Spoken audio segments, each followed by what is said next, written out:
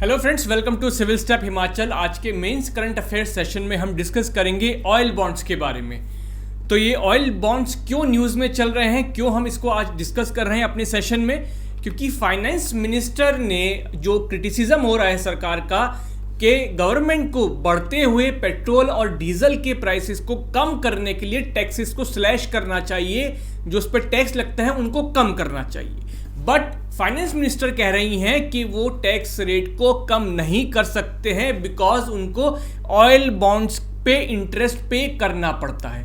तो इसलिए हम आज यहाँ पर ऑयल बॉन्ड्स को डिस्कस कर रहे हैं। ऑयल बॉन्ड्स को समझना जरूरी है। तो वो बात कर रही हैं यूपीए टाइम की कि उस वक्त ऑयल बॉन्ड्स इशू करेंगे, अब आज उनका इंटरेस्ट हमें देना पड़ रहा है, तो इसकी वजह से सरकार को पैसा चाहिए, और अगर सरकार ने टैक्स रेट कम कर दिया तो उसका इंटरेस्ट हम कहाँ से भरेंगे। तो ऑयल बॉन्ड्स का ये कॉन्सेप्ट है, वो मैं आपको समझा देता हूँ। जब यूपीए गवर्नमेंट थी 2004-05 से लेकर 2014 तक, उस वक्त जब पेट्रोल और डीजल के प्राइसेस जो है वो गवर्नमेंट डिटरमाइन करती थी, गवर्नमेंट रेगुलेट करती थी।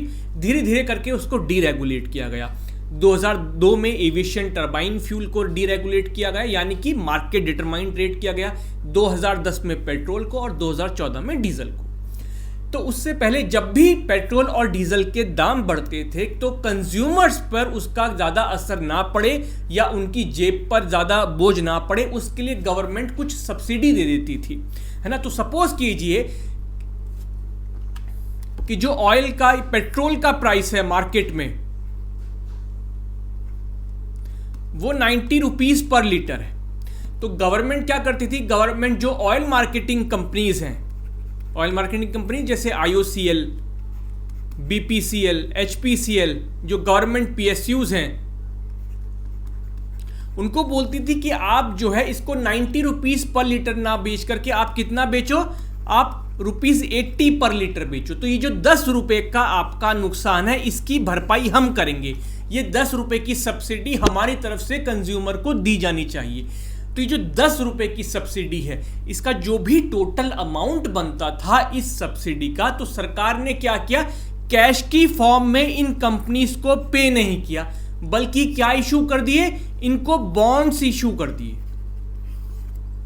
और उन बॉन्ड्स क्या, उनको क्या नाम दिया गया, ऑयल बॉन्ड्स, क्योंकि ये ऑयल मार्केटिंग कंपनीज को इशू किए गए थे, ऑयल सेक्टर से रिलेटेड थे, तो इनको नाम दिया गया ऑयल बॉन्ड्स। अभी ऑयल बॉन्ड्स भी क्या है, नॉर्मल बॉन्ड्स की तरह ही है, जिनका कि एक मैच्योरिटी पीरियड होता है, इन पर इंटरेस्ट रेट दिया जाता है। तो सरकार को जब ये इन्होंने इशू किए तो ये मैच्योर तो आने वाले 10 साल 15 साल में होंगे, लेकिन उतने टाइम तक गवर्नमेंट को क्या पे करना पड़ेगा, इनके ऊपर इंटरेस्ट पे करना पड़ेगा। तो जो हमारी फाइनेंस मिनिस्टर बता रही हैं या एक्सप्लेन करना चाह रही हैं, वो यही कह रही हैं कि देखिए यूपीए गवर्नमेंट ने उस टाइम पर अपने टेन्योर में इन ऑयल बॉन्ड्स को इशू किया। अब इन ऑयल बॉन्ड्स पे हमें क्या पे करना पड़ रहा है, इंटरेस्ट, है ना। बॉन्ड्स का कॉन्सेप्ट तो आप सभी लोग जानते हैं कि बॉन्ड्स क्या होते हैं, एक तरह का एक प्रॉमिसरी नोट होता है,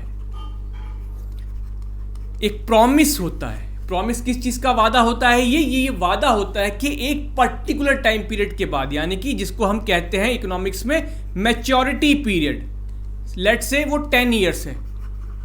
मैच्योरिटी पीरियड का मतलब क्या है कि जब बॉन्ड्स को इशू किया जाता है तो बॉन्ड की कुछ वैल्यू होती है, कि प्रॉमिसरी नोट की वैल्यू क्या, कि सपोज कीजिए उसकी नोट की वैल्यू है, जो बॉन्ड है उसकी वैल्यू है 100 रुपीज, ठीक है, और उसका जो मैच्योरिटी पीरियड है वो 10 ईयर्स है, और जो उस पर इंटरेस्ट रेट मिलेगा वो कितना है, 5% पर एनम। इसका क्या मतलब हुआ इस बॉन्ड का, इसका मतलब ये हुआ कि जो 100 रुपीज का बॉन्ड है, सरकार ये 100 रुपीज आपको आज से 10 साल बाद चुकाएगी। उतने टाइम पीरियड के लिए, इस 10 सालों के लिए सरकार हर साल आपको 5% पर एनम के हिसाब से आपको इंटरेस्ट पे करेगी, यानी कि 100 रुपए पे हर साल आपको 5 रुपए इंटरेस्ट के तौर पर दिए जाएंगे 10 साल तक, और जैसे ही 10 साल कंप्लीट होंगे तो आपको आपके 100 रुपीज वापस कर दिए जाएंगे। ये सिंपली बॉन्ड का कॉन्सेप्ट होता है। तो इसी तरह से ऑयल बॉन्ड्स इशू किए गए कि आपको जो आपका सब्सिडी का पैसा है वो आज से 10 साल 15 20 25 साल बाद मिलेगा, तब तक के लिए हम आपको एक पर्टिकुलर इंटरेस्ट रेट जो है आपको देते रहेंगे। तो ये थे ऑयल बॉन्ड्स का कॉन्सेप्ट। अब जो डीरेगुलेशन हुए फ्यूल प्राइसेस को वो मैं आपको बहुत ब्रीफ में बता देता हूं कि जैसे मैंने बताया एविएशन टरबाइन फ्यूल को डीरेगुलेट कर दिया गया 2002 में। डीरेगुलेशन का मतलब क्या है कि अगर वो पहले गवर्नमेंट रेगुलेट करती थी, डिसाइड करती थी कि क्या प्राइस होना चाहिए, तो अब ऐसा नहीं है। अब क्या है, मार्केट डिटरमाइंड है ना। ये सब किस पे डिपेंड करेगा, कॉस्ट पे डिपेंड करेगा, सप्लाई डिमांड पे डिपेंड करेगा। यह गवर्नमेंट कोई इनके प्राइसेस में इंटरफेयर नहीं करेगी। उसके बाद पेट्रोल को डीरेगुलेट किया गया 2010 में और सबसे बाद में डीजल को डीरेगुलेट किया गया 2014 में। तो इस डीरेगुलेशन से कि मार्केट प्राइसेस जो है पेट्रोल और डीजल के मार्केट डिटरमाइंड है। अगर क्रूड का दाम बढ़ेगा, टैक्सेस बढ़ेंगे तो भाई उनका भी दाम बढ़ेगा, ठीक है। अगर कॉस्ट ऑफ प्रोडक्शन बढ़ती है तो उनका भी दाम बढ़ेगा। तो डीरेगुलेशन से जो सबसे बड़ा फायदा हुआ वो तो सरकार को हुआ, क्योंकि अब उसको सब्सिडी नहीं देनी पड़ती है। लेकिन नुकसान किसका हुआ, नुकसान हुआ कंज्यूमर्स का। वो कैसे हुआ वो मैं आपको बताता हूं।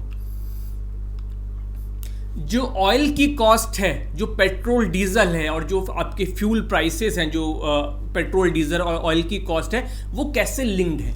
देखिए, जो पेट्रोल या डीजल आपको मार्केट में मिलता है उसकी कॉस्ट जो है 3 फैक्टर्स पर डिपेंड करती है। एक तो कि क्रूड के दाम कितने हैं, दूसरा है कि सेंट्रल और स्टेट मिलकर के उस पर कितना टैक्स लगा रहे हैं, और तीसरा होता है डीलर का कमीशन। तो ये 3 फैक्टर्स होते हैं कि जो कि डिटरमाइन करते हैं।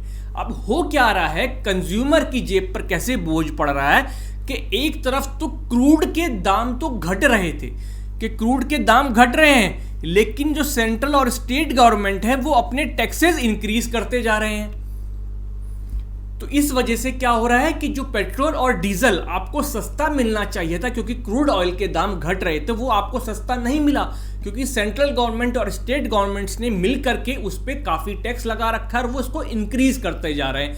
यहां पर कुछ डेटा दिया गया है कि 2014-15 से जो एवरेज कॉस्ट थी क्रूड ऑयल की वो थी $84.16 पर बैरल, है ना, और वो कितने घट के आ गई, $44.82 पर बैरल 2020-21 तक। तो सोचिए ऑलमोस्ट जो है वो हाफ हो गई। लेकिन जो एक्साइज ड्यूटी है, जो सेंट्रल के और बाकी टैक्सेस हैं, वो कितने हो गए, वो शार्पली इंक्रीज होते जा रहे हैं। जैसे अगर आप दिल्ली की बात करें तो यहां पर जो पेट्रोल का प्राइस है उसका 1/3 जब जो है वो लगभग किसका है, जो सेंट्रल एक्साइज ड्यूटी होती है वो उसका है। पहले ये 2014 में सिर्फ 14% हुआ करता था, ऑलमोस्ट 33% हो गया है। इसी तरह से स्टेट के टैक्सेस भी इंक्रीज हो रहे हैं, इतने शार्पली इंक्रीज नहीं हुए हैं लेकिन ग्रेजुअली वो भी इंक्रीज हो रहे हैं। जैसे कि अगर आप देखें तो स्टेट के टैक्स भी 17% पहले हुआ करते थे, वो अब 23% हो गए रिटेल प्राइस का। तो सेंट्रल और स्टेट गवर्नमेंट्स ने दोनों ने ही इंक्रीज करे हैं, लेकिन स्टेट ने इतने ज्यादा इंक्रीज नहीं करे जितने कि सेंट्रल गवर्नमेंट ने इंक्रीज किया है। तो अब करंट डिबेट किस बात पे चल रही है, मुद्दा क्या है, मुद्दा क्यों गर्म है। जो अपोजिशन पार्टीज हैं वो ये कह रही हैं कि सरकार ने जो ये टैक्स लगा रखे हैं अगर वो इसको कम कर दे तो क्रूड महंगा होने के बावजूद, जैसा कि सरकार जो है आर्गुमेंट दे रही है कि भाई क्रूड के दाम बढ़े हुए हैं, यूक्रेन का क्राइसिस चल रहा है, उसकी वजह से दुनिया भर में क्रूड ऑयल के दाम बढ़े हुए हैं, तो हम कैसे जो है सस्ते में बेच सकते हैं। तो अपोजिशन का ये कहना है कि भाई आप अपने जो टैक्सेस हैं उनको कट कर दीजिए, तो अपने आप जो है आपके जो प्राइसेस हैं वो डाउन हो जाएंगे। क्योंकि करीब करीब पेट्रोल में जो भी पेट्रोल का प्राइस है उसमें लगभग 58% टैक्सेस हैं। अगर 100 रुपये लीटर पेट्रोल बिक रहा है तो उसमें 58 रुपये यानी कि 58 रुपीज टैक्सेस के होते हैं। इसी तरह डीजल पे अगर आप बात करें तो उसमें 52% जो है वो टैक्सेस का रेशो है। तो अगर इसको कम कर दिया जाएगा तो जो है पेट्रोल और डीजल के जो कंज्यूमर को दाम देने पड़ रहे हैं, जो रिटेल प्राइस है उनका, वो कम हो जाएगा। बट सरकार क्या कहती है, सरकार कहती है कि हम कैसे कम कर दें पेट्रोल और डीजल के दाम। हमें तो जो ऑयल बॉन्ड्स पिछली यूपीए गवर्नमेंट ने इशू किए थे उनके ऊपर हमें क्या देना पड़ रहा है, इंटरेस्ट देना पड़ रहा है। और आज के दिन पर जबकि कोविड-19 पेंडेमिक की वजह से इकोनॉमिक में जो बाकी टैक्सेस थे, कॉर्पोरेट टैक्स और इनकम टैक्स, वो घटे हैं, है ना, तो हम अपनी एक्साइज ड्यूटी को कैसे घटा दें, फिर हम अपना खर्चा कहां से चलाएंगे। तो सरकार ये आर्ग्यूमेंट देती है, वो कहती है कि देखिए हमें जैसे 2021-22 की बात करें तो ऑलमोस्ट जो है 10,000 करोड़ रुपए जो है सरकार को इन ऑयल बॉन्ड्स के इंटरेस्ट के तौर पर पे करना है। इसीलिए निर्मला सीतारमन क्या कह रही हैं, if I did not have the burden to service the oil bonds, I would have been in a position to reduce excise duty on fuel. Previous government has made our job difficult by issuing oil bonds. वो कहती हैं कि देखिए हमें इतना पैसा तो oil bonds के इंटरेस्ट के तौर पर देना है, तो हम कहाँ से घटा दें? अगर हमने एक्साइज ड्यूटी घटा दी तो हम कहाँ से पेमेंट करेंगे? तो सरकार का ये जो आर्ग्यूमेंट है ये थोड़ा सा फ्लॉड है, क्योंकि सरकार को ऑयल सेक्टर से जो कमाई हो रही है वो बहुत ही ज़्यादा होती है।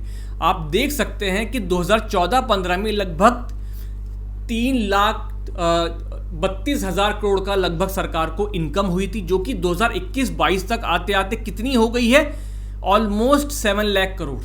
तो अगर सरकार को इतना ज़्यादा पैसा मिल रहा है और कहाँ आप बात कर रहे हैं 10,000 करोड़ की, कहाँ 7 लाख करोड़, तो ये तो बहुत छोटा अमाउंट हो गया उसके सामने। तो आप उसको पे नहीं कर सकते हैं क्या? तो ये जो सरकार का आर्ग्यूमेंट है कि हम इसलिए कट नहीं कर सकते हैं क्योंकि हमें इंटरेस्ट देना पड़ता है ऑयल बॉन्ड्स पे, ये फ्लॉड आर्ग्यूमेंट है ना, क्योंकि जो अमाउंट उनको इंटरेस्ट के तौर पर देना है वो बहुत ही कम है as compare to the income coming from the oil sector. तो ये सरकार का आर्ग्यूमेंट होल्ड नहीं करता है। सरकार चाहे तो ये जो टैक्सेस हैं, एक्साइज ड्यूटी हैं और या बाकी जो सेंट्रल लेवीज हैं, अगर उसको कम कर दें तो जो पेट्रोल और डीजल के दाम हैं वो कम किए जा सकते हैं। तो वे अहेड क्या है? वे अहेड यही है कि सरकार को जो आर्ग्यूमेंट है सरकार का वो फ्लॉड है। वो आराम से जो है सर्विस कर सकते हैं ऑयल बॉन्ड्स को through income from oil sector. Secondly, सरकार को जो है अपनी एक्साइज ड्यूटी जो है वो रिड्यूस करनी चाहिए। अभी सरकार के पास बहुत गुंजाइश है कि वो अपनी एक्साइज ड्यूटी को कम कर सकते हैं। Thank you so much friends. मुझे उम्मीद है कि आपको जो ऑयल बॉन्ड्स का कॉन्सेप्ट है और ये जो पूरी डिबेट चल रही थी ऑयल बॉन्ड्स के ऊपर, ये आपको समझ में आ गई होगी। नेक्स्ट लेक्चर में फिर से मिलेंगे एक मेंस करंट अफेयर्स टॉपिक के साथ। Thank you.